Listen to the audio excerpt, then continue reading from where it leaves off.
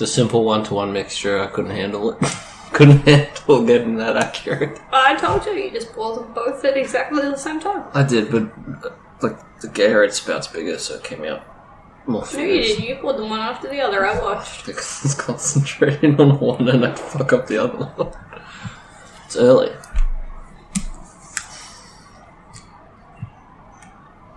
Are you ready? I'm recording. I'm waiting on you. Okay, cool.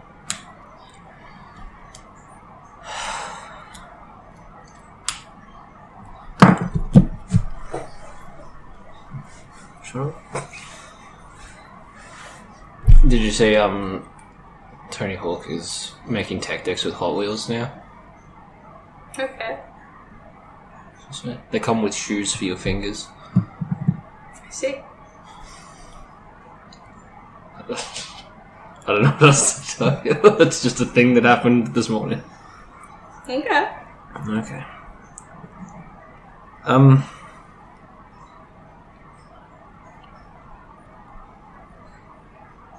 Oh, okay. I remember how we were going to preamble into this episode. I had a question for you. Okay. Given what we learned yesterday, as far as like people who have killed Bruce Wayne's parents, Okay. on that TikTok video, you remember? Mm-hmm. Given what you know now, what is the worst show still? Is it Batwoman or is it Gotham? Batwoman. I still think I think Gotham still might take it. Nah, cause like they're just stupid. They never tried to not be. Um, They had a character named Fish Mooney. they had a Poison Ivy and forgot and cast a different Poison Ivy. They had multiple Pamela Isleys kicking around because they just like forgot. Yeah. That's wild. Yeah, I don't know. I was thinking about it yesterday because of the Matches Malone thing. I was like, I wonder which of these is worse. Batman didn't kill Batman's parents. Sure he did. No. Bruce Wayne went back in time, and he's after having a bad day as Batman, and he goes to his parents. He goes, "You caused all this by you dying, so I'm going to have my revenge." How come no one spoke about that? I don't know.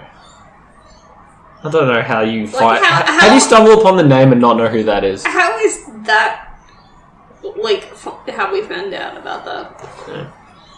Someone else watched it, I guess. Okay. Okay. So, ladies and future boys, welcome to...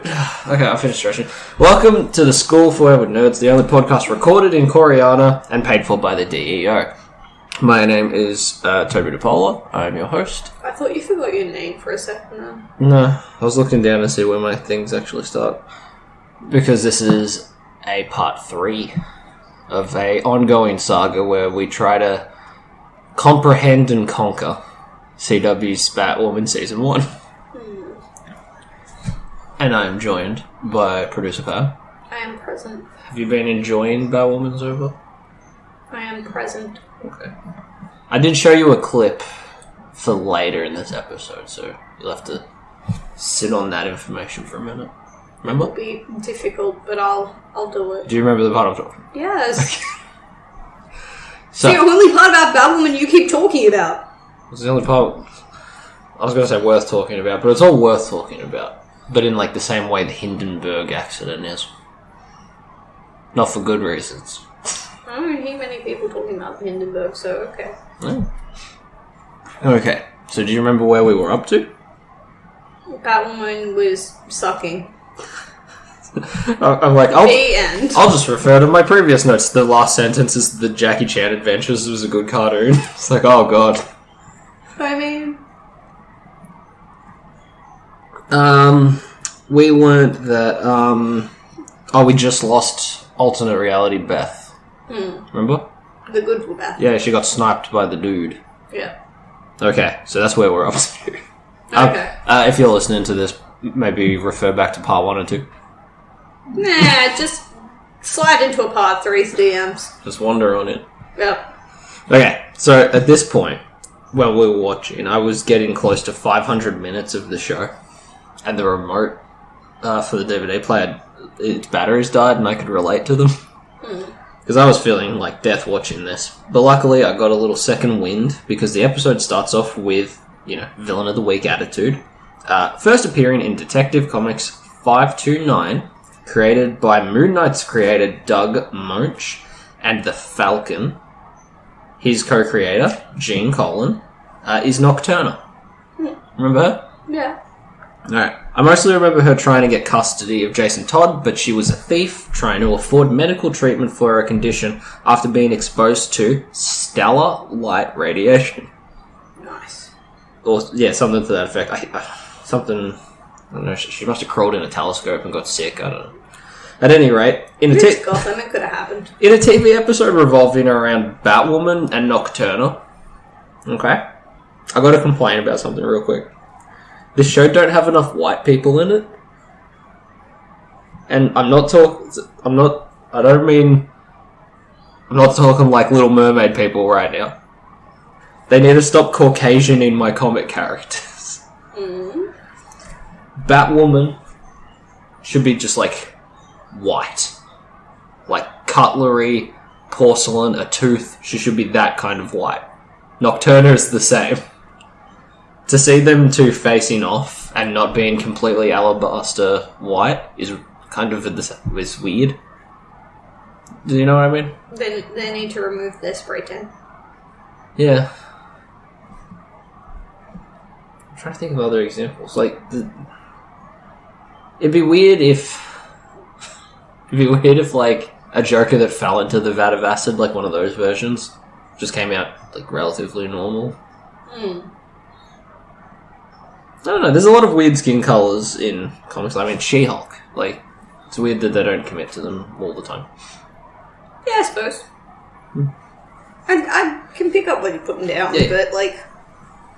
It just like the two, whitest women in Gotham City are just like normal white in here, and I was like, it's weird that they're doing it twice now. So, Nocturna isn't a bleached queen here, or affected by light, like starlight in a vacuum or whatever. She can't go in sunlight, and her kidneys don't work right, so she needs to manually put clean blood in her system. Batwoman rocks up and they have a fight. As always, the fights are nice in the show, so I enjoy them in the moment. Nocturna gets pinned, but bites Batwoman right on the mouth, and she passes out. So, it's a shame she didn't have any fake lips on, huh? Poison ivy. That's right, calling back to the Chris O'Donnell Robin. Yeah, boy. As you do. So this version of Nocturna has fangs that inject ketamine into the victims to knock them out. If it works. Batwoman is left to be found by Crow while Nocturna escapes, and Sophie is the only person to go in the building because Gotham only has like a dozen civilians in it. Hence why I picked Mouse's dad in the last episode. While this Nocturna is hunting prey in different nightclubs, Kate and Luke open up their bar early to set a trap for her. While that's going on, I will rifle off some bullshit going on in this episode too. Okay. Alright, so you got Alice. She was handcuffed to a bed in the clinic. Do you remember that when she was dying? Yep. So I don't know why she's on the loose now. She just left. Despite being, trapped. It's only a handcuff. I've proven you can get out of those multiple times. Slack. I'm still on the loose. Yeah. So Crow thinks she's dead because they have the other Beth's body. And because of... I mean, in most other universes, that's enough. But for some reason, Jacob gets let out of prison. Because she's dead now. And the one guy who was going to testify that the face theory was true, left to murder someone. So I don't know how he just got let out. I don't understand the judicial system. Well, they just cut to him back in the office again, and they were like, "Oh, he didn't feel like writing this part." It's Gotham. Yeah. So he sends Sophie to that club opening of his, of Kate's one, to find this Gotham vampire. It's weird because it's the opening part is kind of fetishy. At this gay bar, it's a little everyone's very shiny and dark. But then they play "Don't Start Now" by Dua Lipa, which made me laugh because that means Resident Evil wasn't the first shitty TV adaptation to use that song. A suspect starts flirting with Sophie, so Kate is told by Luke to go and keep Sophie from getting date raped and having all her blood stolen. No, that's nice of him. But Kate doesn't really want to come off as a jealous ex. By breaking up these two at this bar. Right. And I question her fucking priorities in this situation because she's like, I don't want to get embarrassed. It's like, your friend might die. Yeah. He's like, yeah, but I don't want to seem like clingy or anything. Poor Luke. Having a babysit just trying so hard. He's just got the... At this stage, I'd just be like, okay. He's just been dealt the worst cards. Go home, I'm going to have a bath. Can't believe how far into the show he waits to become Batwing. Because at some point, aren't you just like, you know what, I'll just do it myself, okay, just fuck off. I'll handle it. See, twist For ending. God's sake. Twist ending. He's the one that got rid of Kate at the end of season 1. Yeah. He's like, fucking anyone else. Yeah. Anybody at all. Yeah, I will literally take a random homeless woman over this bitch. So, yeah, it's a false alarm. It's not really Nocturna who's hitting on Sophie, it's just some other lady. Alice is outside on the surveillance camera and still sulking that Kate chose the decent, human version of herself over her annoying ass. But she's mostly there to ask where Mouse was, assuming Kate, took him. I mean, she's been known to hang random men up and wait till they die of self-poison. Yeah, but she gets all self-obsessed mid-conversation, so Kate just kind of leaves her there. And Nocturna gets her. Oh. Cool. Nice way to end things. Okay. Yeah. So, while Alice is being drained, she tells Nocturna about Mary and her dumb cure-all poison blood. It's like, maybe it'll fix whatever's wrong with your kidneys. I don't know. Because she had the tea. She had the tea months ago. Mm-hmm. Months ago. Yeah. So Nocturna, ditches mid-blood draining to go do that. Batwoman comes to save Alice, and they talk a little. And I remember when Kate promised to her father that the father that Alice stabbed and then framed for murder, that they would stop at nothing to put an end to her once and for all. You remember that part? Right. So far, we've gone back on that twice. Yeah, I guess she forgot where her dad's been in the last few months in prison. So they confoundingly team up to go fight Nocturna. Who'd she just set on her sister? Yep. Yeah. Alice saves Mary, and Batwoman beats up Nocturna in a cool bell tower scene. That part was cool. Fucking dumb moments led us there, but it was cool to see that bit. It reminded me of 89 Batman. Remember right at the end, because that was in a bell tower as well. Mm-hmm. What other details from this episode do I need to list? Okay, we got Kate visits Alice after realising Nocturna was told about Mary's blood by her. So she rocks up to her hideout, says Alice sucks and they're enemies now, and leaves. And I was like, what the fuck is this? Alice works out the stuff about Mouse's dad. Mary worked out that Kate and Batwoman had been on the Special K that same night, so they must be the same person. Because both characters had been ketamine, remember? Right. Mm-hmm. So that's the connection. And finally, Jacob is repeating the cycle. We see some snitchy doofus report that Sophie has been sort of buddy-buddy with Batwoman. So she gets suspended for it. I mean, you were in prison. What were we supposed to do? Mm-hmm. And she has to essentially choose between Kate and her future once again. But her and Batwoman kiss at the end of the episode. So at this point, my notes were piling up drastically, hence the 3 parts. I'm talking about Villains of the Week because they're the part I enjoy, but at the same time having to list all that typical CW drama stuff because I know it will be important as the show nears its fucking conclusion. Or at least hope so. But there isn't a conclusion near. There's still a DVD and a half to go at this point, and I'm getting really depressed, bogged down in it. I'm seeing people complain that She-Hulk is twerking and being so fucking jealous that that's their only problem. At least She-Hulk is being fun and that's still, character correct. I haven't seen a real Kate Kane in, forever. Okay? But I'd committed to this podcast topic. So I dragged myself back to the couch and started the next episode. And I get a single word in. Duella. Our favourite of dense. This was when I realised something. CW Batwoman is not a TV series. It's a crucible. It was something to survive and to conquer.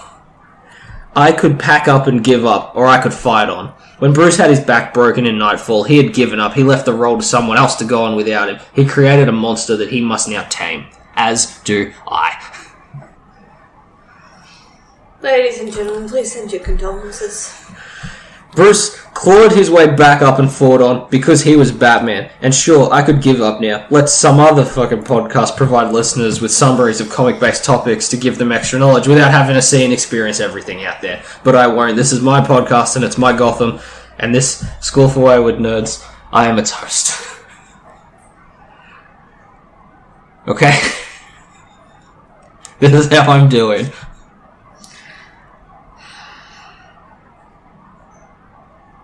Thoughts? You're not doing okay. No, but I've motivated myself because she said Duella and I fucking freaked out. Okay. Yeah. See, I was broken by the name Duella because, as I'm sure, if this isn't your first time on our podcast, you know how we feel about Joker's daughter. Ann Nocenti and George Gianti's one-shot during Villains Month was probably the worst moment of the New 52. That's some big pants. It went into a secret underground city under Gotham. It implied that putting a cat in a plastic bag will stop it from drowning. And most damningly, its moral at the end of the issue was that self-harm is the best way to be cool there could ever be.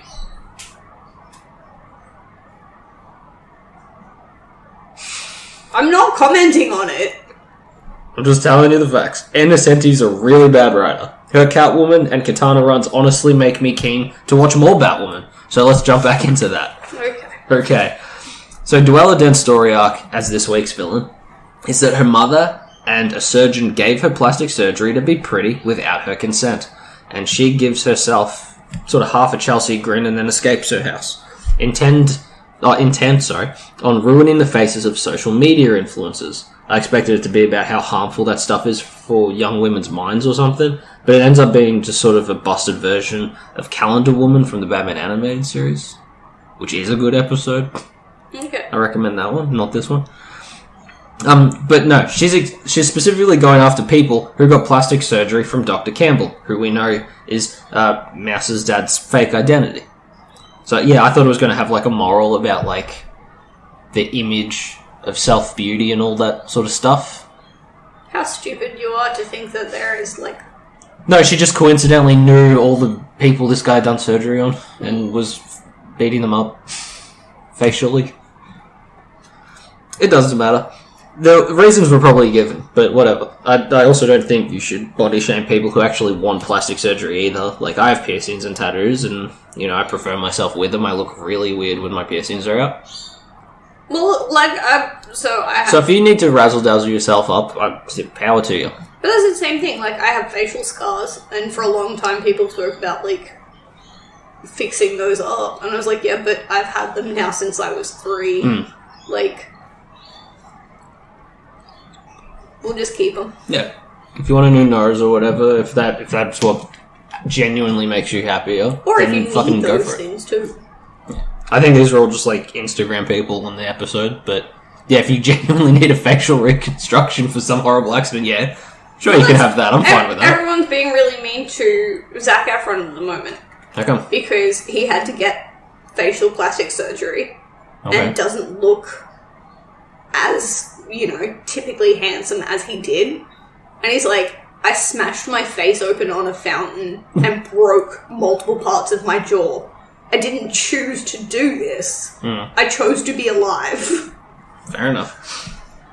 So... And that's on not running around your house in socks. Don't have a water fountain in your house. I don't know, I'm just telling you what I heard. Big ass cool house. I'm sitting here with a broken fan.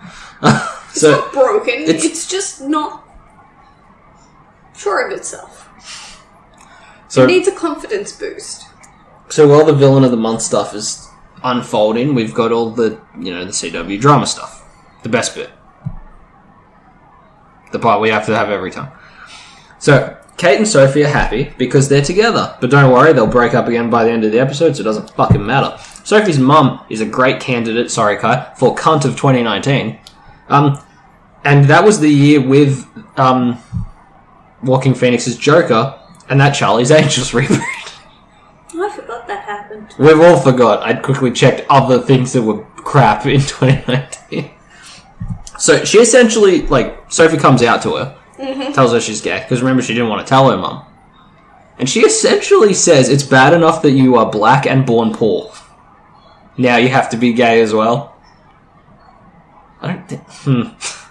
This episode's really, It's weird for a black Catholic woman to, race shame her own daughter. Okay. Yeah. Yeah, she leaves. She says, that's disgusting and I can't forgive you. Goodbye. So off she goes. Hence the candidate thing. I didn't watch the 2019 awards, so I don't know.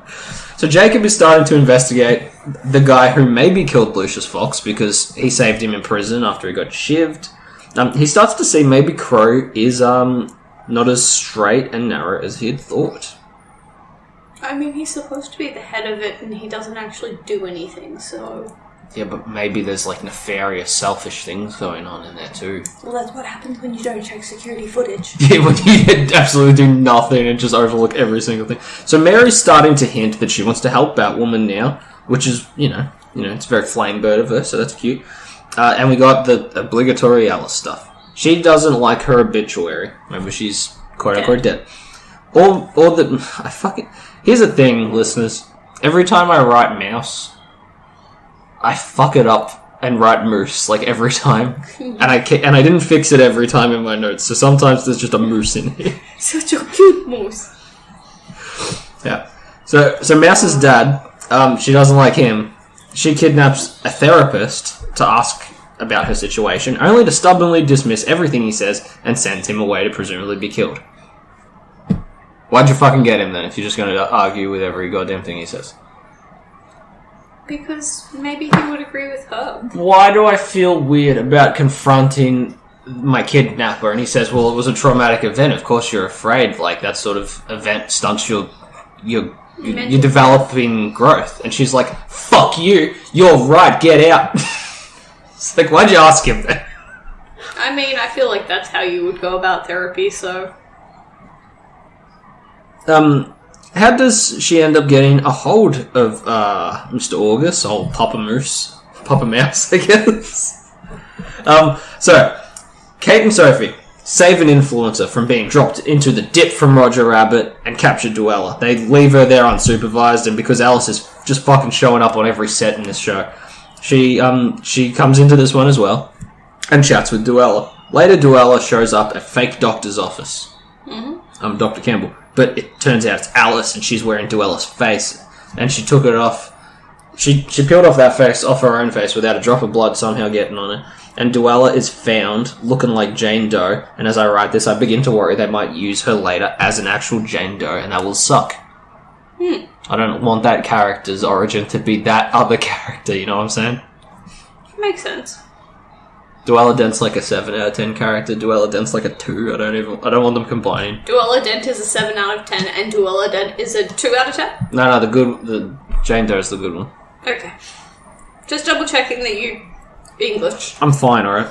And the ending of the episode shows us Papa Mouse has been pumping his son with fear toxin. Remember 5,638 words in my script ago when I said I assumed he was going to be Scarecrow? Well, fucking may as well, huh? Luckily, they fix my fears about fears in the next episode, which begins with some flashbacks. It shows things that have already been said, so it's not really worth mentioning. More flashbacks to come, though. The present-day stuff begins with Batwoman fighting a rapist before going to the bat signal, to find the dad, who's been tied up and left near the signal by Alice, and she's flicked on the light again. Don't know where the bat signal is, but it has no security. He would just meander up to that thing all the time. Well, how else are you going to get your Instagram photos? I don't know, yeah. So, yeah, his name is August. I wrote that down here because I didn't write it down at any point before this. I liked her fighting that goon, the rape dude, but I will say Batmen are too bulletproof these days. Which is ironic, because that's the main plot point of this, is how do you shoot Batwoman? This whole season's about trying to do that. Yeah. But yeah, between this and the Batman, I'm like, just get shot. Just a little.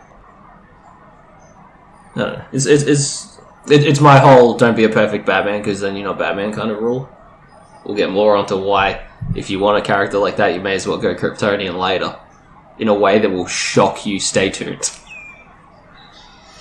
Alright, so, without explaining it, Kate has August in her bar, and now Jacob's there to interrogate him. Okay. She gets Jacob come over and he is like, "Why, what do you want?" And she's like, "I'm not going to explain how this happened, but I have the guy who kidnapped Beth in over there tied up, and we can beat him up if you like."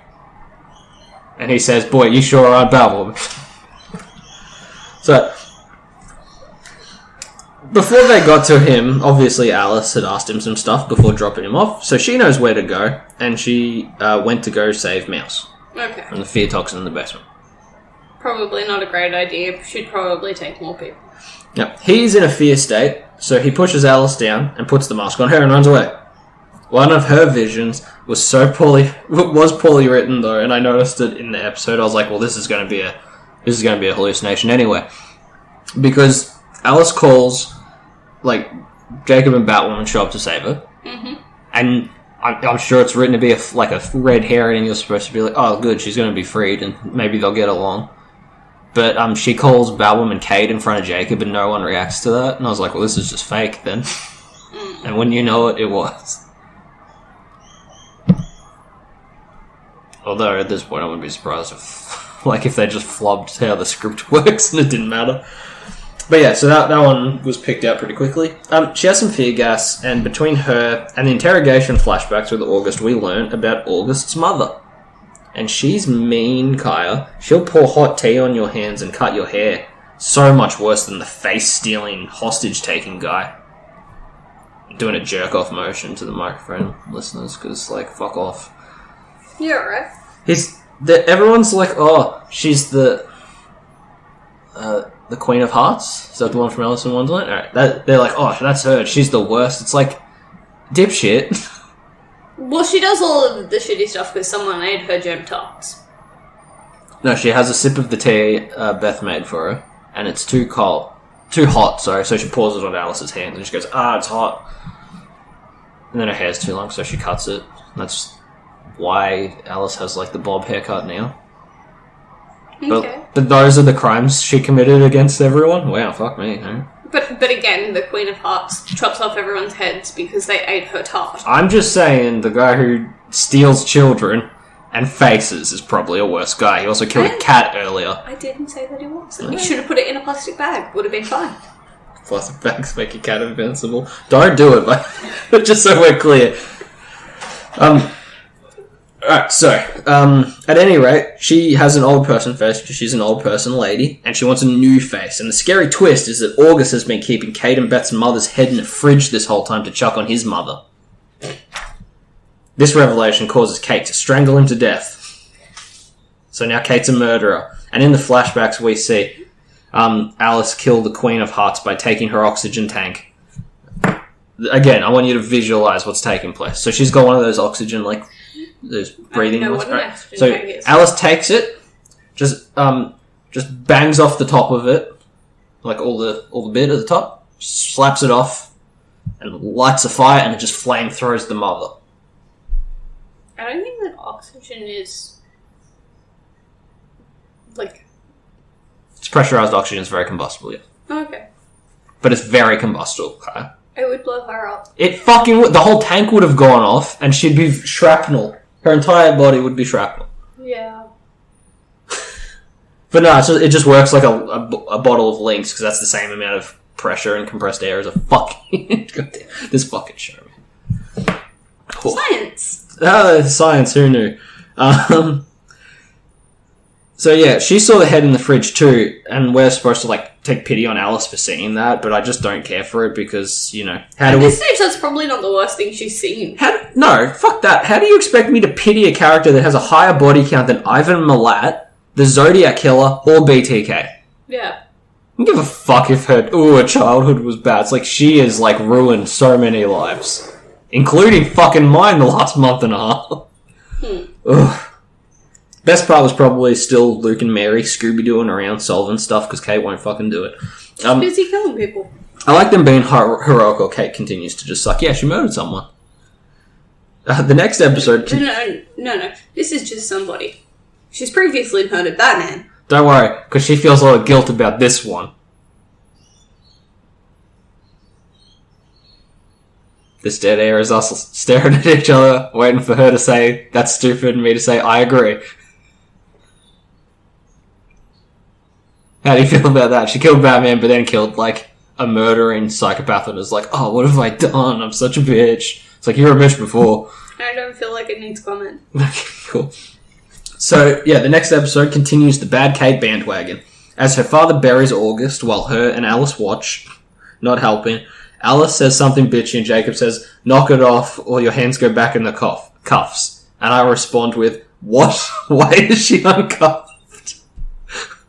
I thought you were going to say coffee and we were like, wow, we're really... No, she's... Full circle. The two twin sisters are there bickering like they are in their early 30s. And he's like, listen, I'm going to turn this car around attitude. I'm like, that's a murderer. Why'd you take her handcuffs off?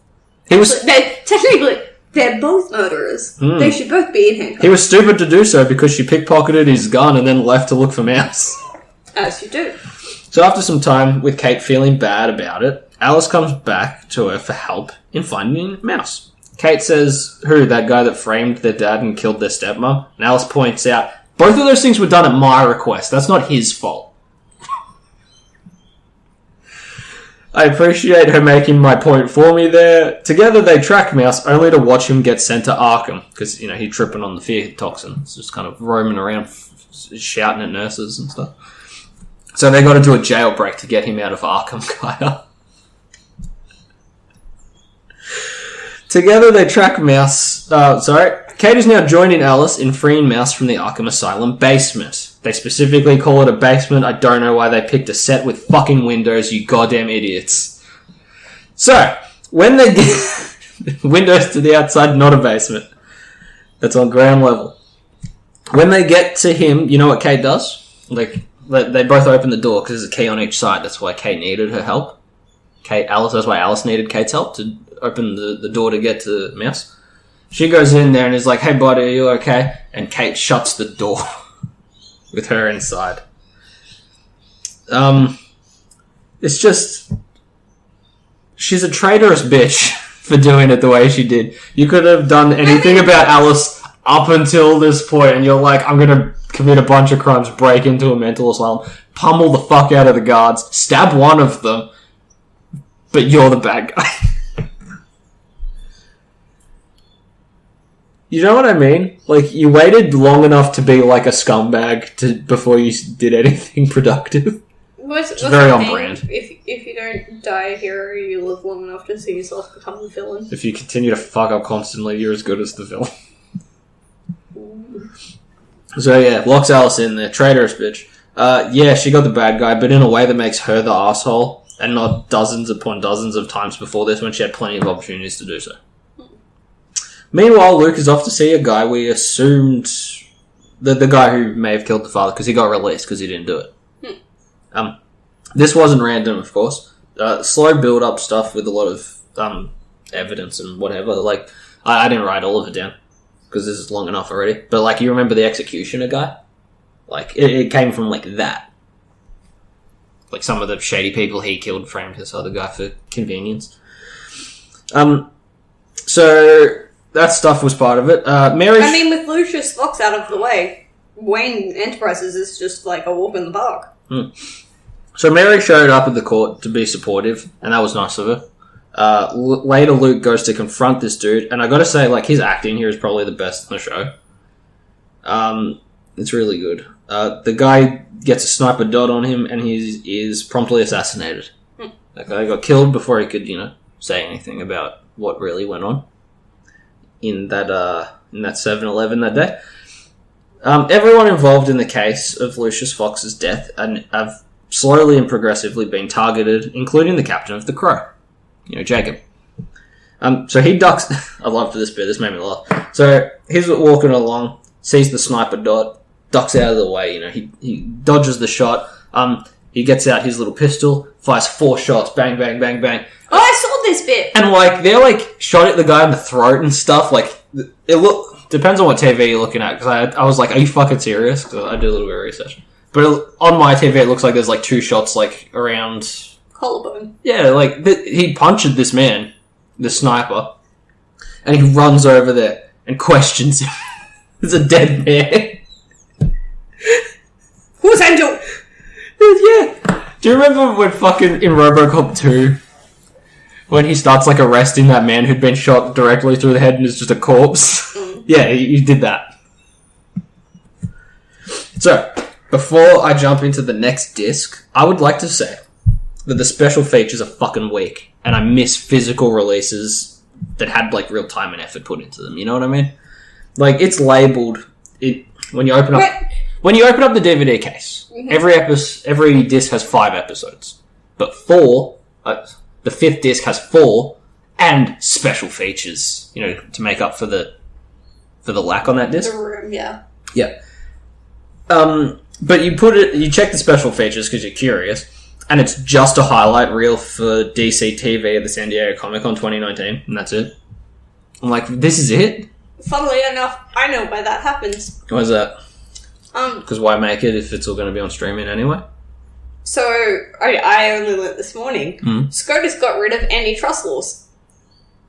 What? Hollywood is allowed to monopolise and do whatever the fuck they want, because they removed the laws from the 40s that stopped them doing that. Great. That's why they can do whatever they want with streaming or anything like that. There's no antitrust laws anymore. Amazing. They should put some of those back in. And it happened in 2019. That's when the law got overturned. That's why everything from then to now is shit. Like, I know that's all just going to be a streaming anyway, so why, like, invest your time and money, but, like, remember DVD menus? Remember the remember the disc that came with your DVD that was just other shit? Scooby-Doo 1. Yeah. Oh, man. And now, like, all my DVDs, because they're mostly Warner Brothers ones, they're just like a promotional image of the thing, and the same default banner with 3 circles, play, chapters, setup. They don't not often even have special features anymore, and it's the same on all of them, and it's so depressing. It's because they don't have to. Fuck them. So, after that, I actually continued the show, and we got an admittedly good combination of weekly villain and overarching story plotline. The ratio is one of the better ones of the season, okay? So we have a villain called the Detonator, who has returned from years ago to take a hostage, strap a bomb to them, and they can push a button to disarm their bomb, but it activates another bomb somewhere else, and that'll just go off. So it's like, do you risk other people? It's the train.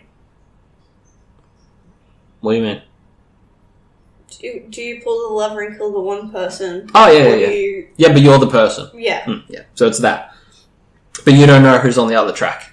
Exactly. Yeah, it could be like... It could be a car bomb in the trunk of your car just to be a dick. Like, I don't know, it could be anything. That would have been funny. They didn't do that. They're not as funny as me. Not intentionally. So yeah, that's his whole scheme. It's a little bit Saw style. Yeah, but as the episode continues, Sophie and Julie Pennyworth, she came back, they end up following leads to reveal the locations getting blown up are covering more tracks regarding Lucius Fox's murder. Like, there's like a elusive bribe angle going on, but the bank it came from is one of the blown up locations to get rid of some paper trail. You know what I mean? Like, it's all involved. Which is why I mean, like, you're doing a weekly villain, but continuing your arc, your whole plotline. Why didn't they do it every episode? I don't know. Guess they didn't feel like it that day. I didn't think about it. So, yeah, the detonator turns out to not be the original one, but only knows things about the case that Crow or GCPD would have information about. The show doesn't hide it very well, though. When a dirty cop in Crow's suspicion started, you know, like maybe the episode before this one, they introduced one Crow guy who had like lines and shit. So it's that dude. No fucking shit, you idiot! Like, yeah, there isn't much of a whodunit if they give you a single fucking suspect, is it? So, you have Jacob and Sophie. They're your crow. She had husband, but she kissed a girl in high school, so husband gone. Just two. And then they're like, oh man, something shady's going down at Crow. Add a third guy. And he's like, I'm here too. And it's like, well, fucking look at him. And guess what?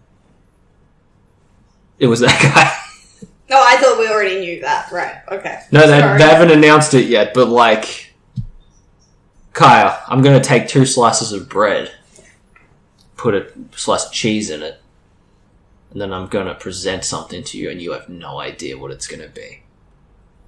Is it a really shitty cheese sandwich? How the fuck did she figure it out? She put all the pieces together. Whoa. Jesus Christ, this fucking show, man. I'm so mad. Was the cheese between the slices or on top? This is a real question. It's DLC. You have to pay extra is for the it toasted? cheese. Damn it, the special features are gone. Yeah. The special features is the butter and the toasting.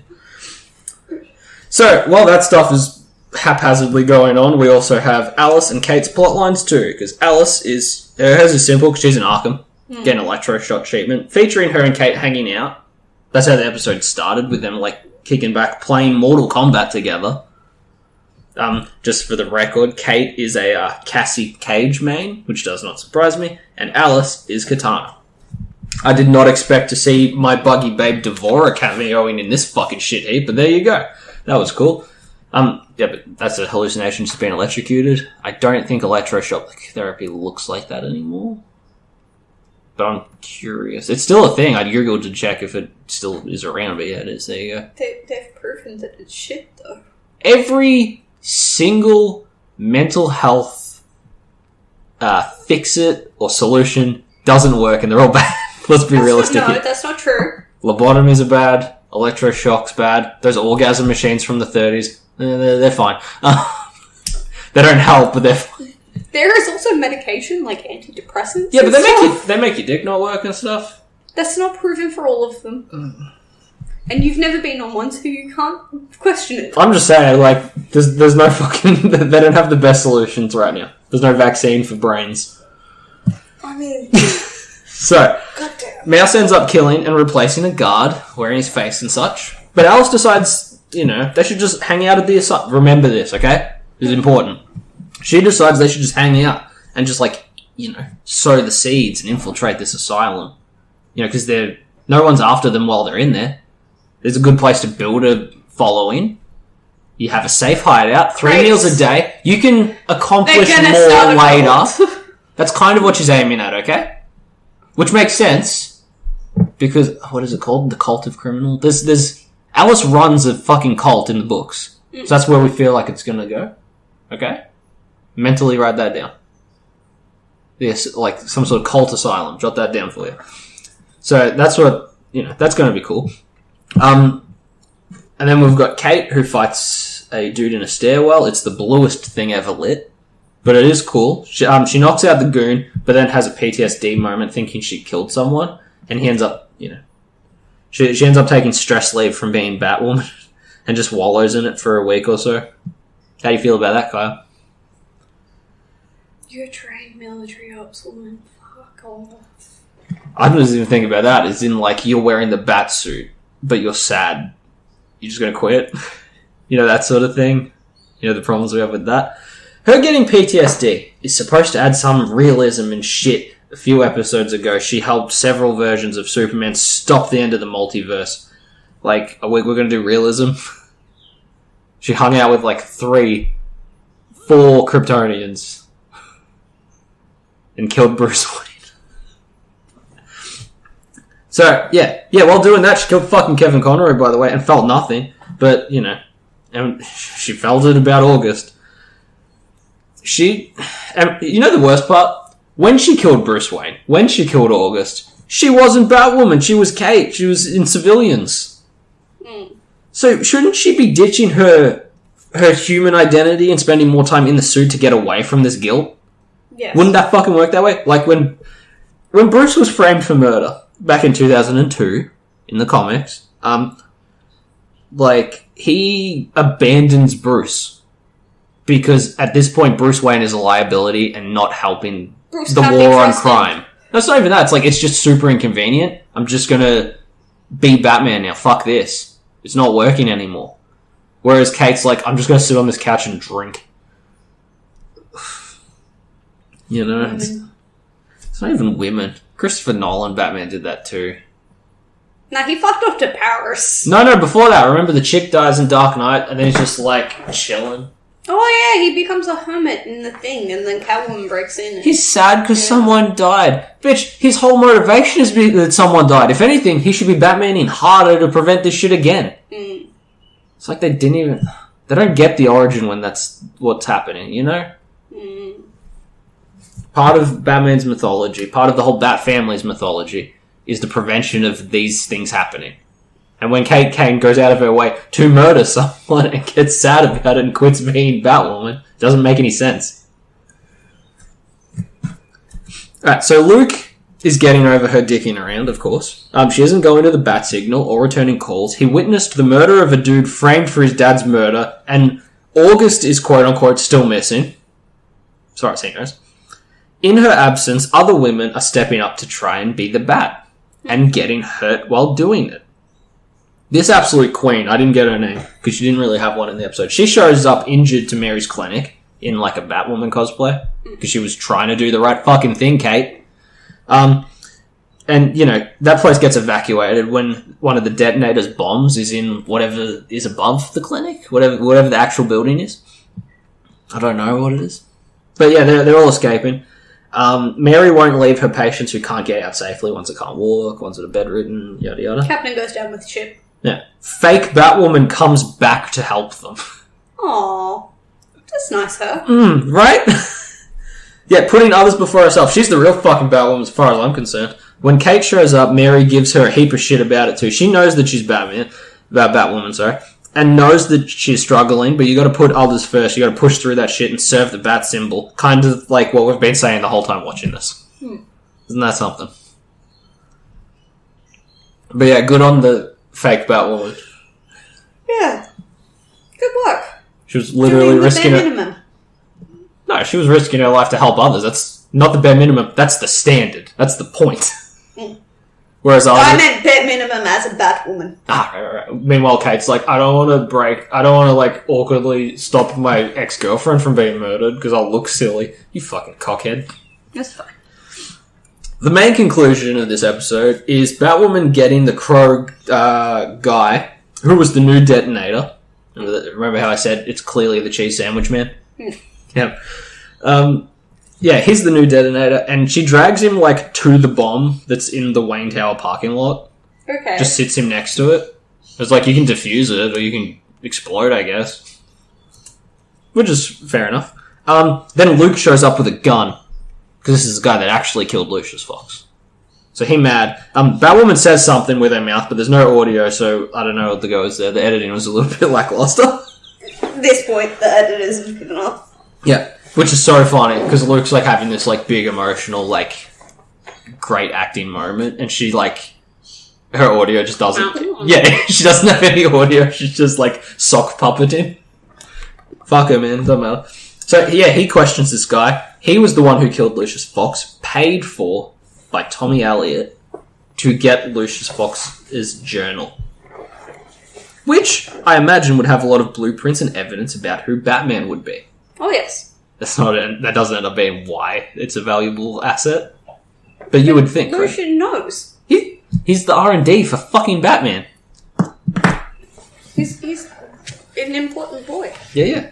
So yeah, things get heated, and obviously Lucius got killed. Luke wants to kill this man, but Kata's like, nah, dude, don't do it. You'll get, like... PTSD. You'll get weird red vision, and you'll have to pull off your cowl more than usual, which will annoy the viewers, and you'll be sad and uninteresting. Don't do it. So they save the guy. You have to carry this entire show because I've already let it down. Yeah, I've already dropped the ball so many times. They save the guy and lock down the car park so the bomb goes off safely. After Luke cheers Kate up by saying Batman killed someone once as well. He killed the Joker in this version. And my brain went immediately to Killing Joke and considered the theory that, that one didn't quite piece together, but if you read Killing Joke a certain way, you can be under the impression that both don't make it out the end. which I like that way of using it, but obviously Oracle wouldn't exist if that's how it's treated. Look, it's a Elseworlds book at this point, I guess, right? They just kept the Killing Joke part. Yeah. It's weird, huh? It sold well enough that they wanted to make some of it canon, so like the... Pick and choose. Yeah. This sentence counts, next sentence not count. Look, if Joker's dead, and we don't know where Batman is, maybe. This is a toss-up. So, now, I don't know if I'm just getting stronger. Sorry, actually, we know that Batman killed his own parents, according to Gotham. Fucking Matches Malone is Batman, okay? I'm not gonna tell you again. Alright. Why haven't we got a live-action movie Matches Malone? Like, he's so fun. I fucking love him. 30-year-old Batman killed 8-year-old Batman's parents. Hey, Robin killed Batman's parents. I remember. Exactly. Time travel is... The time travel scenes in Teen Titans Go the movies fucking rule. They killed Baby... No, they killed Baby... Oh, I mean, they did. That was his last film role, I think, right? I don't know, something like that. Cool. No, but remember they put the plastic six-pack on Baby Aquaman? Oh, yes, that's true. That's awesome. Okay. So, I showed you this. So, you told me I wasn't insane. But I wasn't sure if I was just getting better at watching this. But the next episode might have been my favourite one of the season. It mostly focuses on Tommy Elliott and the Lucius Fox Journal. So, it's pretty focused. Like, it has... a storyline. Well, every other piece of the show's puzzle are all following this one thing, so it's much more streamlined and better designed than every other episode. And it kicks off on such a high note, this episode. It begins with Batwoman breaking up an organ black market deal. And you know how I know it's one of the best this show has given me? Because I had to go and re-watch the Daredevil scene. Like the hallway scene. Obviously, yes, the Daredevil hallway scene is still some of the best out there. But the fact that it even came to mind is what, you know, that's something. That became like the blue light in the sky for a while. Everyone was trying to do that one camera shot, like sweeping thing after Daredevil did it. But the fact that Batwoman gave me something that like brought Daredevil to mind at all is like huge. Batwoman sort of like zips over this deal into the fog and darkness, and all the thugs go silent. One gets torn into the shadows. Like any good bat fight, one needs to be grappled away. Them's the rules. And then it starts, man, and she just pummels these guys, and it's all a single shot. And credit to the cameraman who smoothly crawled through the back seat of a fucking car to do it. Head slamming through the glass and shit around him. It's great. Some moments are slowed down, kind of like, I think, Wonder Woman or Justice League. One of them did it. That's the Arkham Asylum takedown. Yeah, I mean, yeah. Yeah, and I'll credit Mel Jin, who I'm pretty sure is the Batwoman stunt double. I'm pretty sure. Best performance of the show. Best Batwoman. Got that down. Yeah, she rocked those guys. It was so good. I found out after the fact, but I went back and checked. No, it's in my notes a little later, sorry. I apologise. We'll come back to that. I fucking hope.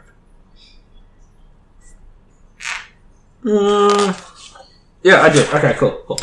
Alright, just making sure my script has everything to offer. But yeah, I showed you that scene. Yeah, it was good. Even on like that shitty pirate, because I was too lazy to put the disc back in. Yeah. But like, comparatively, yeah, it went the fuck off. It was great. Yeah, and after that, the episode's all about the journal. Tommy got it after Lucius died, but hid it away somewhere. Never using it, and that's a mystery. You know? Oh, that's stupid. You killed the dude for it. We'll get to that. Again, well-written reason, not goofy, stupid, Jacob's just not in prison anymore reasons, you know? Have faith in this one. Okay. I don't, but okay. No, this is the one time. I'm giving you permission to feel. It's one time. So, yeah, Kate goes and visits him in Arkham and asks about it. And I like in prison that he calls her Candy Cane, a reminder that this is still somehow stemming from the Allergy comic. It was her nickname in boot camp. Because it was Sophie Give Me More. And Kate Candy Cane. They were their bodies. Meanwhile, Julie and Sophie are hunting. They're going through Tommy Elliott's storage, looking for this journal. Judging by the busty, they were judging they were boob shaming the busty women on the covers of his comic collection. And while they're judging him for that, I judge him for bagging, boarding, and then just chucking them into a pile on a shelf. Like, fucking, you went almost all the way. Just get a fucking long box, you dick. You have money. You can afford a cardboard box. Asshole.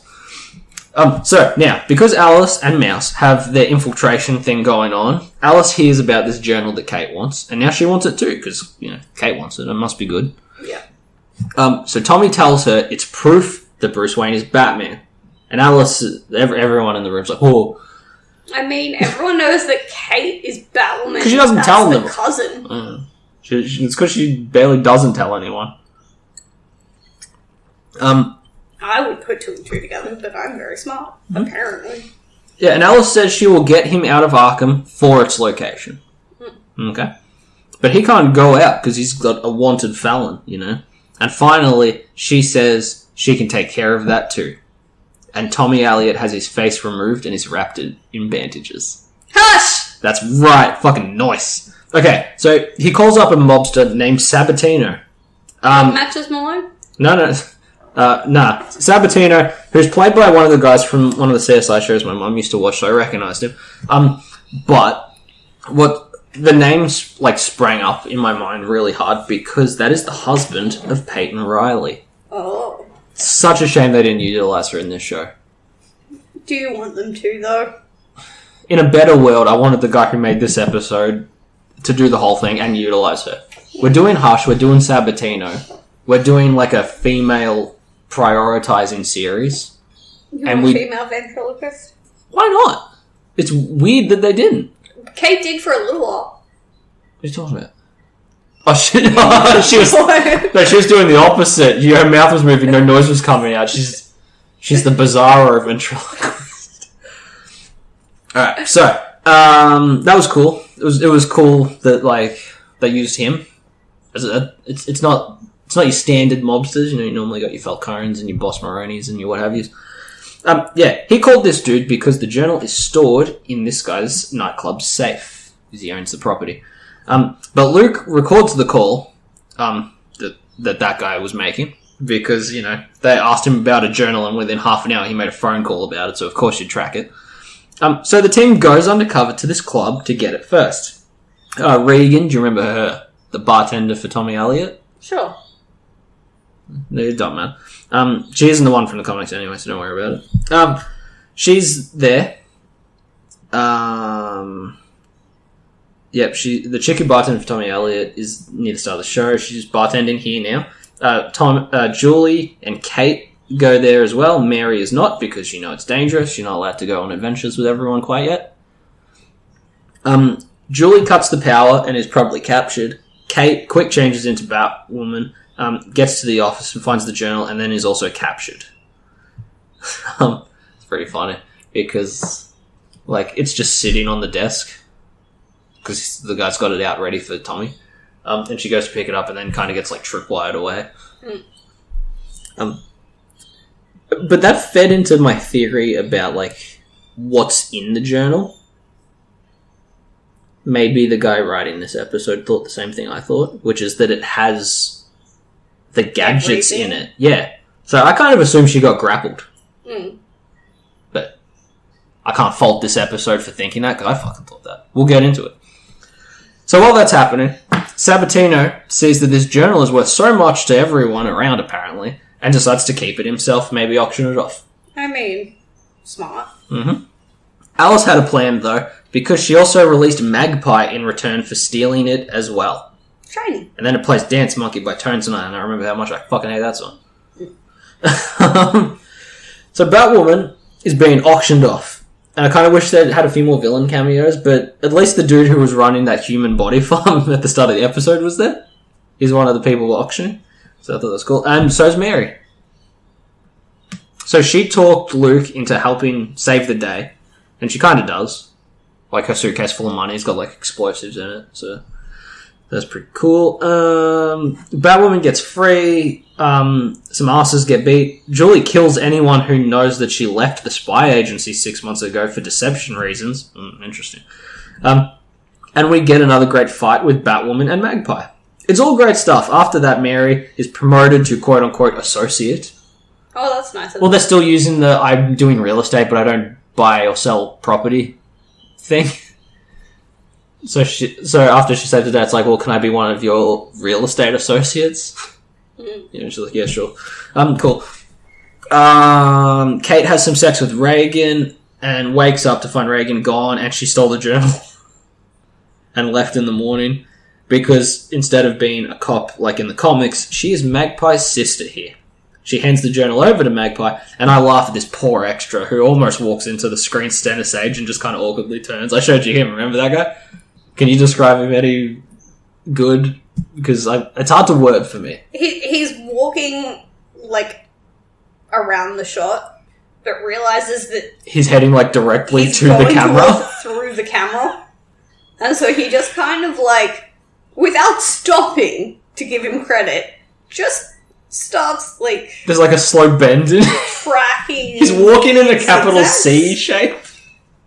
Yeah, he's running away from an alligator. Oh, I love that. It made me laugh. That's funny. Magpie goes their separate ways, and the twist reveal is that Lucius Fox was the Zodiac Killer. No, not really. But the journal is completely impenetrably coded. Of course.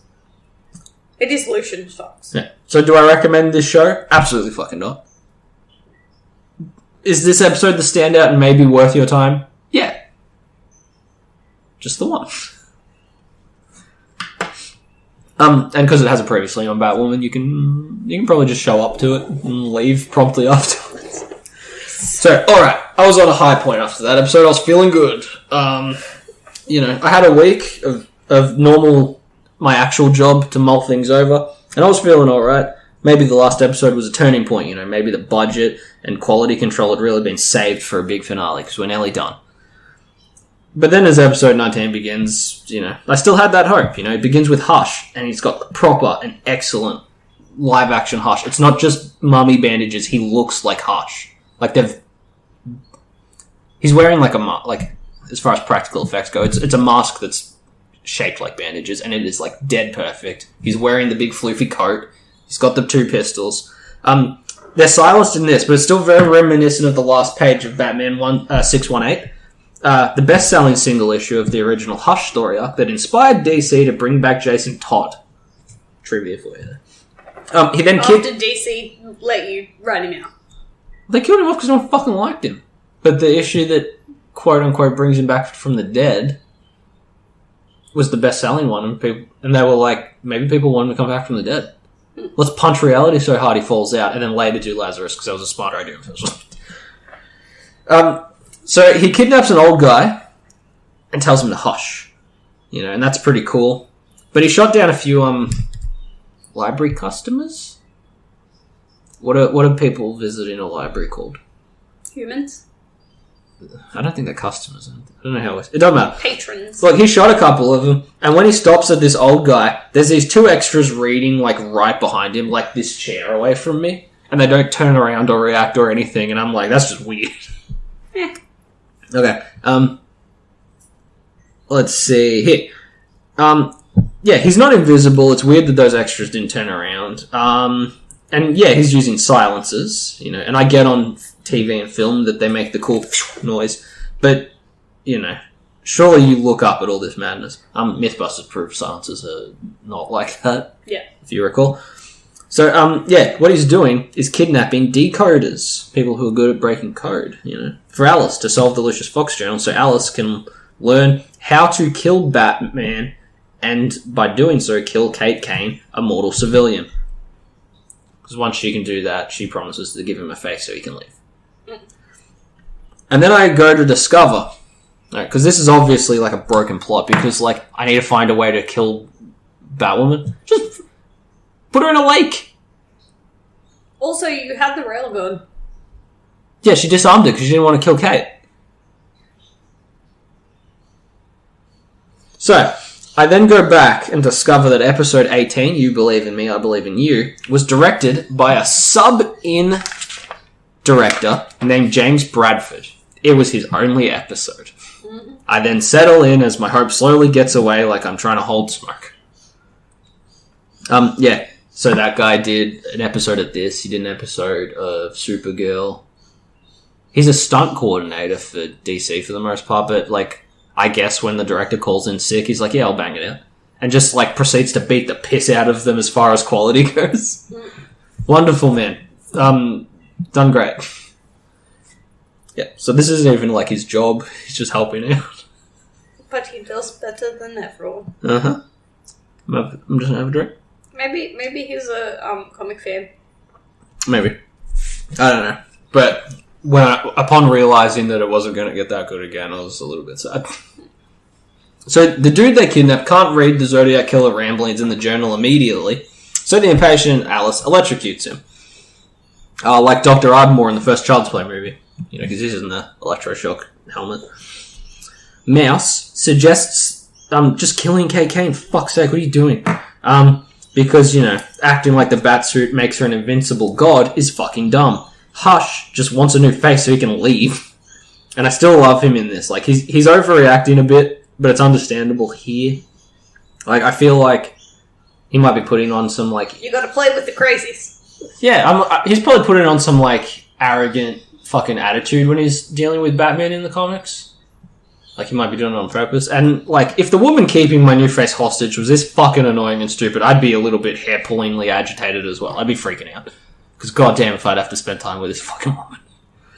So, oh yeah, especially if my abilities at surgery were retconned so I couldn't just make my own. Like I normally would.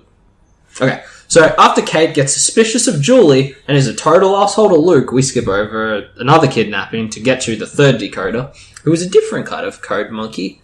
It's that, the chick who used the dog bitmoji, remember her? Oh, bulldog. No, it's a terrier.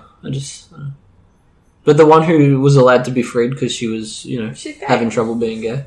Yeah, she set the train to smash. Yeah, so she's being kidnapped, and Batwoman is saving her by learning the route Hush takes, because I learned something watching this. I never want to survive a heart attack, Kyle. Okay. Not even a chance. No, sir. Don't want it. Okay. So, one of the other people that were kidnapped to do the decoding stuff had a pacemaker. And they track his location like a GPS. I laughed and thought, that's fucking dumb. But it turns out that, yes, pacemakers track you, and I hate that. Yeah, because what if it breaks? I don't know, man. You can take it in and get it serviced. I don't know. It's creepy to me that it's just a monitoring system that also does some heart stuff. Yeah, it monitors your heart. Nah, it's like a... Nah, it's gross. It's gross to me. I don't like that it follows you around like that. It doesn't follow you, it's in you. No, I don't trust him anymore, so I don't want one.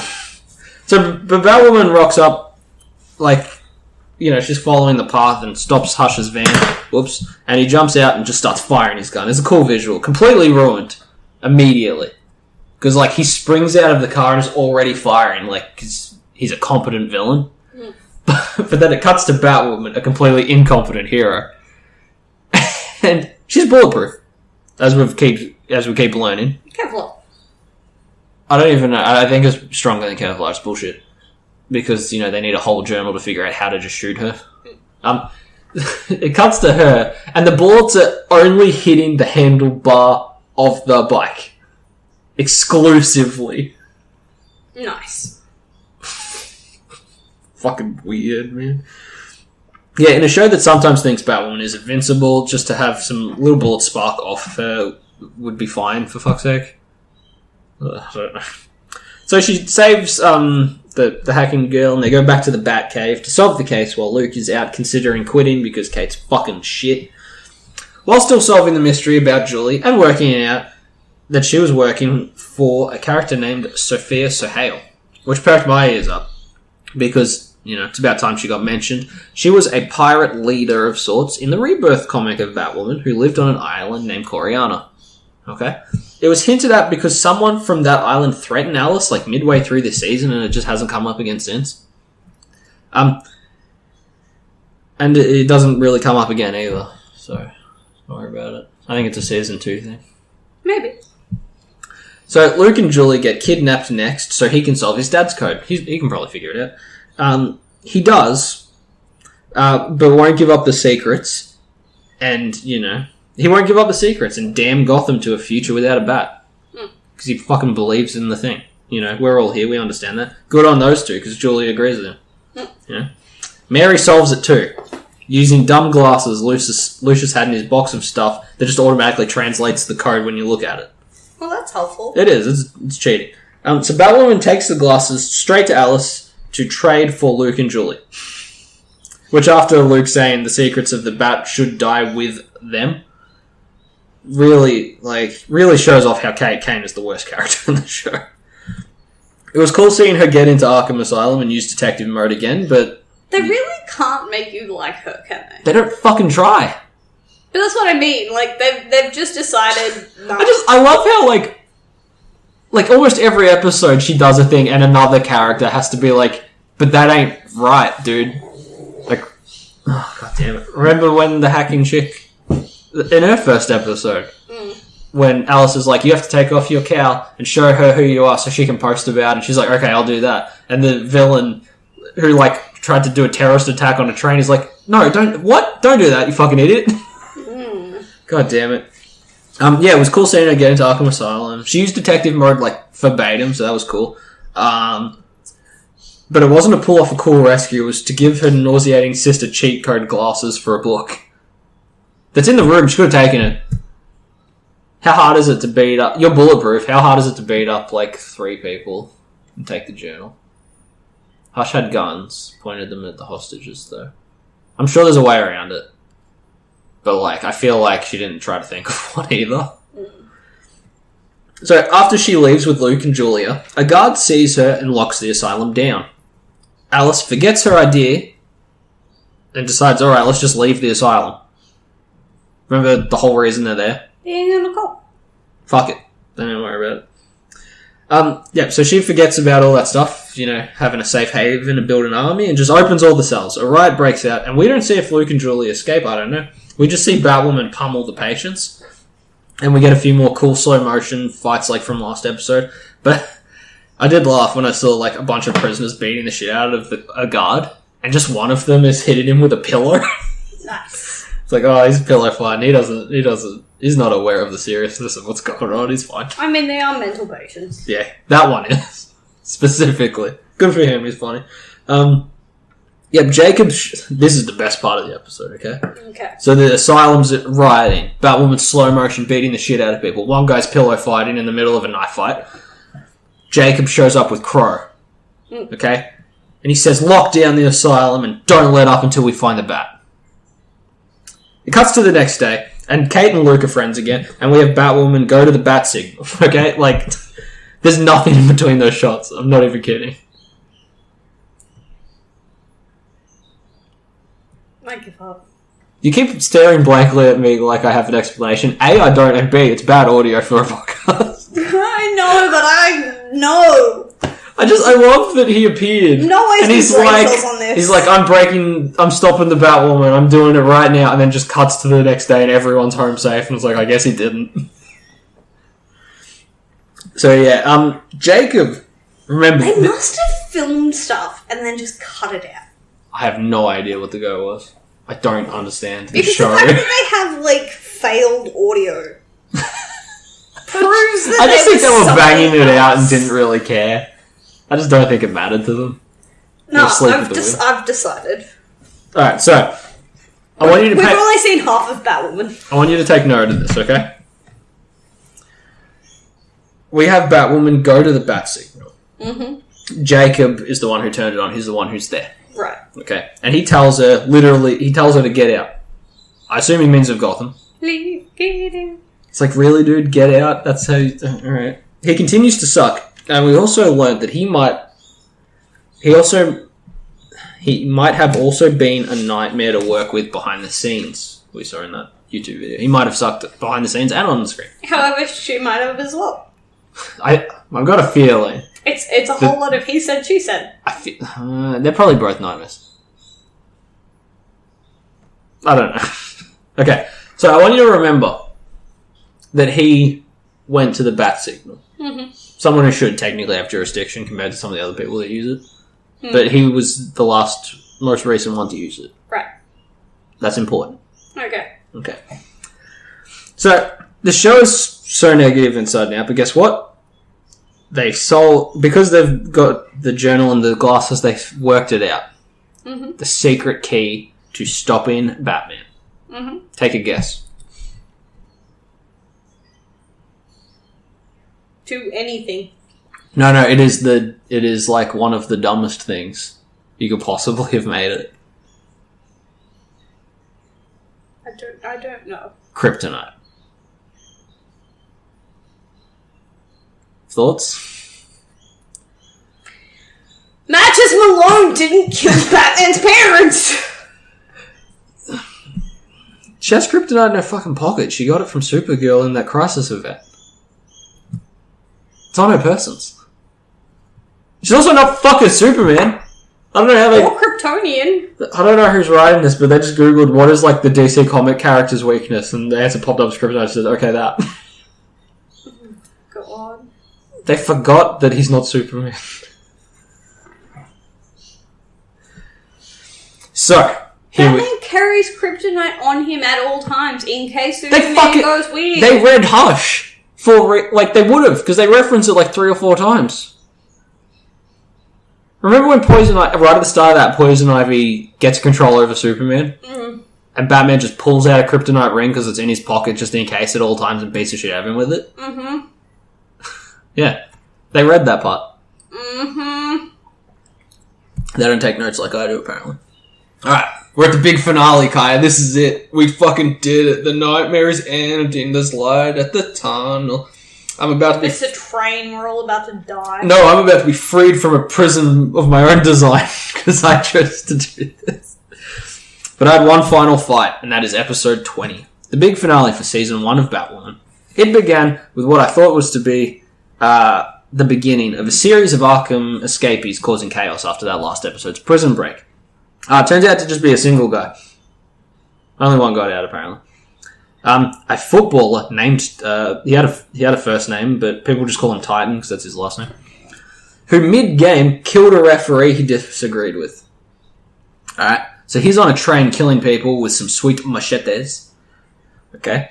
When Jacob shows up with a shotgun, gets overpowered, and Kate Kane shows up to pick up the shotgun, doesn't use it either. How many canes does it take to shoot a single lethal threat? More than 2, apparently. So, Kate tells Mary, despite Crow being after Batwoman, she has to continue, just try and prove Batwoman to her dad. Mary thinks that trying to impress her dad is a bad idea. Mary is truly smarter than Kate, but so is like Fungus, so whatever. It's strikingly weird to me that a show with season arcs is choosing to conclude with a villain of the week, but, We've also got main baddie Alice, who's hiding in the sewer with her buds. Oh yeah, I forgot about her. Remember she left the asylum for reasons? Effectively tangent in here, we will see that Hush has a much nicer face. He wants a nicer face than the one Alice offered him. And she says, yeah, okay, I'll build you something fresher and we'll continue researching kryptonite. And Mouse sees her just going fucking nowhere. And he quits. I'm fucking tired of this. She's not doing anything. We had it good in the asylum, and we had a chance to leave, and we're literally just sitting in sewage runoff while you read a journal, even though you already know the kryptonite's the answer. You suck. You suck to be around your fucking shit. I want to leave. Okay. He has a point. Mm-hmm.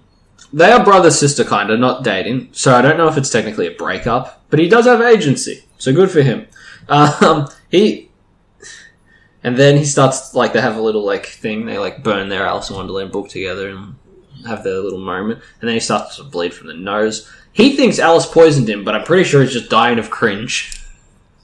At any rate, pour one out for Mouse, I guess. Alice would rather lose him than lose him.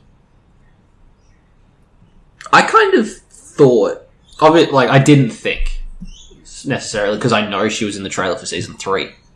Remember, because she's teaming up with Batwoman in Season 3? No, I've tried to avoid this like the plague. We watched the trailer and we were laughing. It's why is she hanging out with this villain? obviously she's in it, so this isn't how it was going to go down, but if I was finishing this season, I kind of would see Kate and Alice doing their stupid fucking runaround every day and night. I would have Alice do like a big finale thing with the asylum patients, because you fucking tried to set it up, you may as well do it. Have them do their thing. Kate gets the upper hand, chooses to not use it. Mouse would kill Alice and break the cycle. That's how I would have played it off, because he's sort of been hating on it for a couple episodes. That's how I would have played it off, but that ain't how... Oh, I don't know. I feel like there was better ways of doing things. There's always better ways of doing things, like not starting. Yep. So, back to the Titan guy and all of his stuff. Not the cool Arkham game Titan, but the football player. Batwoman questions his brother, who, despite testifying in the case, defends his brother's actions because footballers have brain damage. That's right. Batwoman is choosing to go out with the moral of American football's the real villain here, everybody. Okay. Bit fucking of left field, bit out of pocket compared to everything else, but whatever. So Titan shows up and kills his brother. And there was a moment that gave me whiplash. So, it doesn't really pop up in my notes a lot, but we have established that Batwoman is stupid invincible in this suit. Yeah. Okay? She pulls out her grapple gun, and Titan swings his machete, cutting it in half completely. So, are you telling me the suit is stronger than a fucking Hulkbuster Iron Man suit, but the grapple gun's made out of, like, wet clay? Yeah. I don't know what the fuck's going on in this show. Anyway, again, invincible suit. More powerful than the Hulkbuster for no reason. Yeah. He just kind of like throws her down some stairs, and it cracked, and her ribs get cracked. That shouldn't work. She's fucking bulletproof, man. And yeah, She should be like a little scorpion. He kills her brother. So after we see that, Jacob does a TV interview in front of the stadium this is happening in, and I got mad. Like, I was already mad because everything I've seen so far. But he says he will bring down the Batwoman and the people who aid her, abet her, and who so much as turn on the Batlight. So him. A, bat signal, show some fucking respect, okay? B, who was the last person to use the Batlight, you colossal fucking mooncalf, you dickhead? Yeah, him. You were right, Kaya. Because I noticed that immediately. That was... the previous episode, we saw that. Does Jacob doesn't know who Beth is. He doesn't know who Kate is. Does he know who Jacob is? Jacob doesn't know who Jacob is. Jacob is lost inside his own machinations. Oh, Jacob. Yeah, I threw my pen up in the air. I was like, are you kidding me with this shit? The show doesn't watch the episodes before it. A boat started, Kaya. You can fucking relax. So, I thought it was Jacob! Yeah, I was googling like words for idiot in the thesaurus, and I found mooncalf, and I love that. I'm going to keep using that. I don't know. It's weird. Okay. Yeah, dumb as a sack of shit, this guy. I'm going to arrest anyone that uses the bat signal. I don't know. It has his fingerprints on it at the time he said that. For Gotham, it seems pretty smart. Whew. It's revealed Titan can't feel pain anymore because of the brain injuries, because football's evil, man. So he has kick-ass powers. Okay. Have you seen Kick-Ass? No. So he gets hit by a car and like all of his nerves get... when he comes out of surgery, he can't feel pain anymore. Okay. That's what's going on here. Batwoman wants to team up with Crow and Jacob, and he agrees to team up and fight just this single muscly man. Because neither of them can handle it by themselves. If I find Batwoman, I'm gonna arrest her. Boy, I hope Kate didn't... I work with her. Boy, I hope Kate didn't misjudge someone this time. Picture the surprised Pikachu meme when, because, the... I know, yes. Good, because fuck me, right? So, because they put the coach that lied about Titan's brain injuries in the middle of the stadium as bait, Batwoman fights the Titan guy, and then they all shoot him, and then her a bunch. She's invincible though, so she just leaves upset that her dad was actually not going to take her side. Doesn't know it's her either, by the way. It's still Batwoman. She didn't turn on the news. She didn't see. After the main events of the episode, again, just Batwoman and Crow fighting a big muscly footballer the whole time. We get the set up for season 2. Jacob sees the flattened Desert Eagle bullet that wasn't tough enough to hurt Batwoman and says, we're going to need bigger bullets. Which can't be that hard. If you're ever passing Omaha outdoors, you can get a bigger handgun. Or again, just use like a grenade or something. I went and found a bigger handgun just to prove how fucking simpleton this guy is. So I can just Google it. Costs about the same as the first appearance of Batwoman in roughly a 2.0 GCG. Which he should read to work out who Batwoman is. Okay, so yeah, Titan, she can't be shot by a gun, but a dude threw her down 2 flights of stairs. She's completely fucked out. Ketamine. Yeah, she did have horse tranquilizer earlier, that's funny. Alright, back to Alice to reveal that she gave Hush a nicer face. The face of a handsome billionaire, the face of Bruce Wayne. That's on brand. That's something. I'll give him that. Getting closer. Mostly to go and steal the only fragment of kryptonite on Earth, which is in Wayne Tower. But as we conclude the season, I realise Michael's. Here we go. This is my big I'm done speech. Okay. So if you want to edit in some music, some patriotic music or something, whatever. No problem. I've got it. Oh, actually, because of Alice. If you want to take all that really old Disney music at the start of Alice in Wonderland, it's all dead people choirs. Mm-hmm. Yeah, to put that in it. Okay. It'll drain out the boat sound. No problem. How bad is that picking up? I have no idea. Because I can hear it through both ears. Okay. As I conclude Season 1 of Batwoman, I realise that Rachel Scarsden's character isn't Alice. I am. I started this thinking I was going to follow the bat signal in the night sky, but I was following a white rabbit into a topsy-turvy world full of fun experiences, like seeing Batwoman beat down thugs and wonderful characters like Luke and Mary, and yet many confusing moments that my normal little mind was not ready for. Like how Batman's one weakness was kryptonite, or how Kate canonically murdered a different timeline's Bruce Wayne and forgot about it. Much like Alice, everything has spun out uncontrollably, and my adventure through this bullshit is finally at an apex. Now it's time for me to wake up. Because if you remember Alice in Wonderland's ending, it turns out it was all a dream, or maybe just a nightmare. Hacky 1865 authors. All in all, would I recommend CW's Batwoman? Fucking not even remotely. God damn it, no. Would I recommend the comics that this show cherry-picked its characters' roster from and reading them deeper than just their wiki summaries? Yes, of course I would. They used good characters, they just didn't utilize anything. Besides Batwoman and Hush, between Batwoman, Hush, even Vesper fucking Fairchild, there is so much out there. So many better ways to spend 13 and a half hours of your time. I'm kind of surprised it was only 13, it felt like days. But that about brings us to the end of our time with Season 1 of Batwoman. Thank you so much for coming on this journey with me. How about you, Kaya? Do you have any thoughts? I feel like a prisoner in my own home. At least it's over. We did it. I didn't even do anything. Just hearing about it infuriated you, right? I don't think my eye will ever recover. It's very twitchy. Yeah, it's been a whole thing. This has definitely been the hardest topic we've ever done. If you ever mention Season 2, I'm going to stab you. I ain't even going to pretend I'm going to do another season of this fucking thing. I'm glad it's gone. I'm glad it's dead.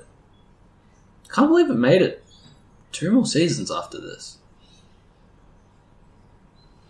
I only had a 700,000 viewership at the end of this season. It was already less than half of how it started. Ridiculous. And that's still too many people. Yeah, that one episode was fun, but not worth it. Yeah, I was going to say it wasn't worth getting 1 out of 20 is not okay. It's a bad average, man. That's a fail. It's a 5%. It's not even an E. That's an E-.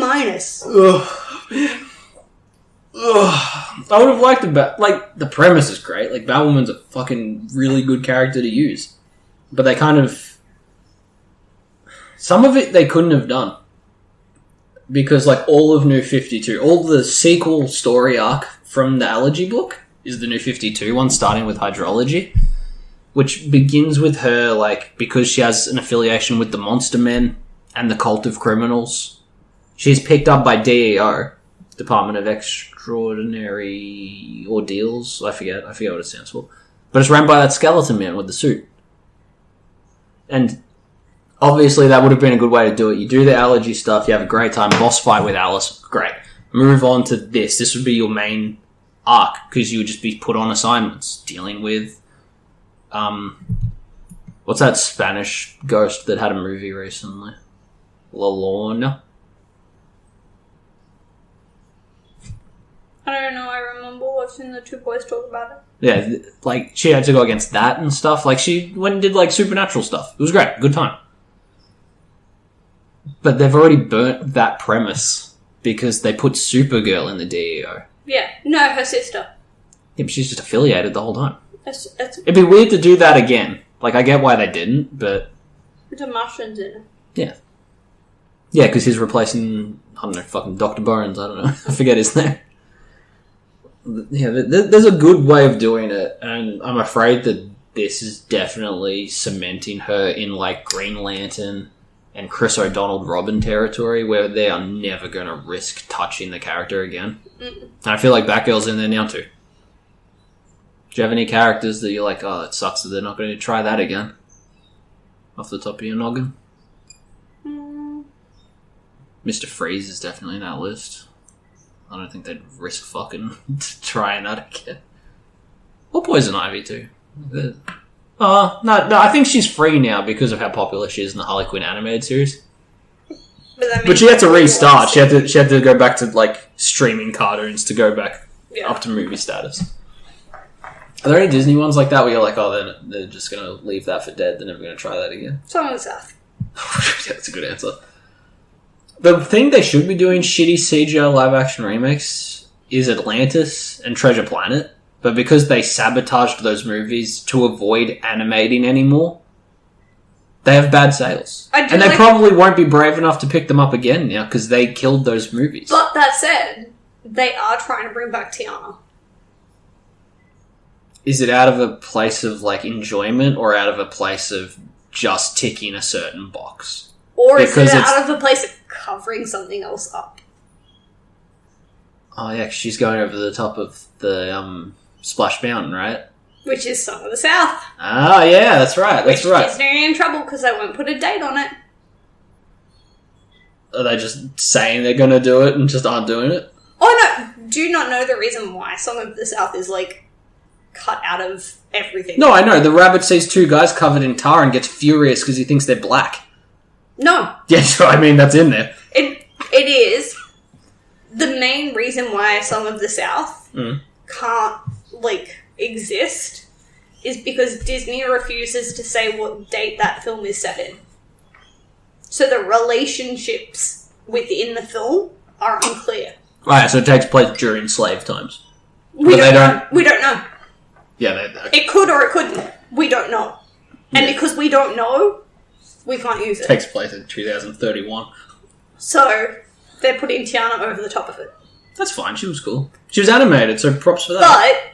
But they fucked up Princess and the Frog. Because it's the last hand-drawn animation. That's what I'm saying, it's good. It's good because it was a hand-drawn animation. But that's the thing, they didn't want to do it anymore, so they made that film not as popular as it, or tried to do the same thing they did with Atlantis and Treasure Planet. They didn't advertise those. But it didn't work because representation. Yeah. It sure would be cool if, like, people in Hollywood, like, liked telling stories and weren't just, like... Money grubbing? Hacky, money grubbing pieces of shit. Fuck them. Okay. I watched so much Batwoman this month, so I don't trust anyone who makes films. They're all evil. Unless you make, like, a funny YouTube video. I'm in for that. That's what I'm talking about. Alright, well, on that note... From the earth I have risen, from the earth I shall one day return. Are you ready for a homework question? I already answered one of the stuff. No, that wasn't a homework question. The homework question is, what is something you find great amongst something bad? You might have, like, a terrible movie that you hate, but you know that there's, like, one bit in it where you're like, that was cool. Is there a moment in Man of Steel that was good? I don't fucking remember, probably not. Was there any moments in Suicide Squad, the first one, where you're like, Oh, yeah. Katana. Right? She was pretty great. She gave a tearful goodbye to her husband stuck in a sword, but they didn't take any time to appreciate that or care or even explain that. Yeah, she was cool in that. Good work, her. My answer is Batman's speech to Mr. Freeze in Batman and Robin. Oh, yeah. Because that film's great.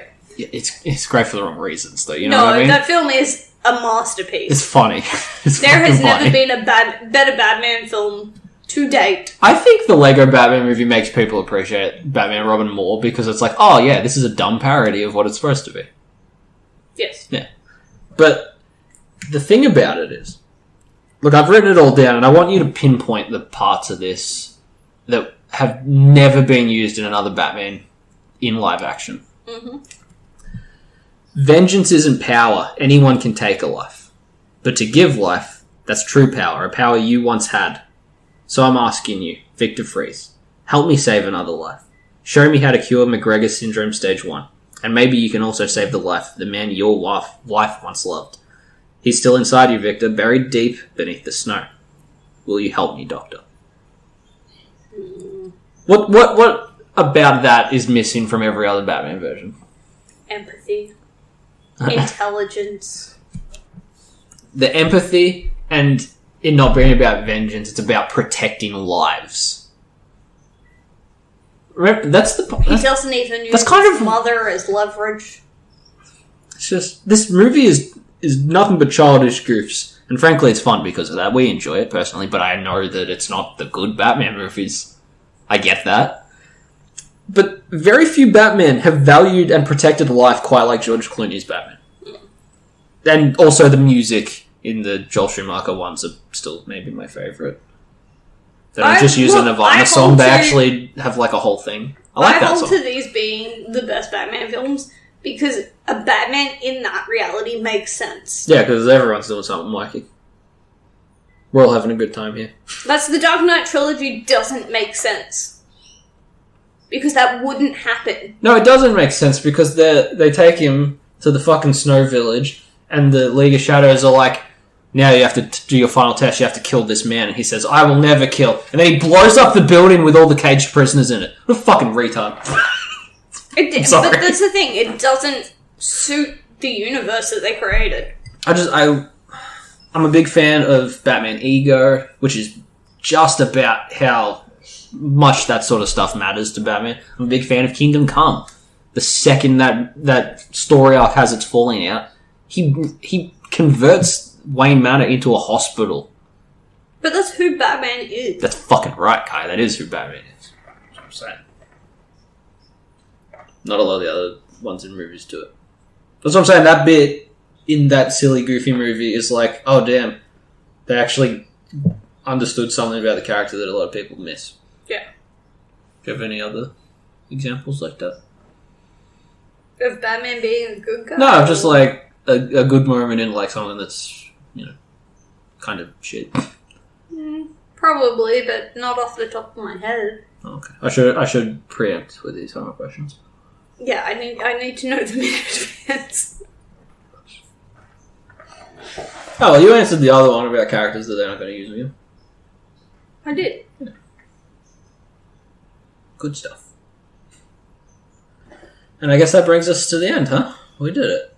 Of course, thank you for listening. It's been... If you're still here, you're a stud, man. You're a champion. You're a good kid.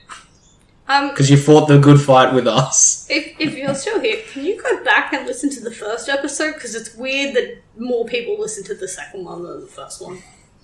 It might be my fault I listened to the second episode. Well, apparently 4 people listened to episode 1 and 8 people listened to episode 2. Well, I only did it the one time. So that accounts for 5. Alright. 5 mystery men. 5 stories being told. I have been your host, Toby DePaula. Remember to rate, review, subscribe, and give a thanks to producer Kaya for putting it together. I've been here. Now I'm leaving. Uh-huh. Good night. Yep. Class dismissed.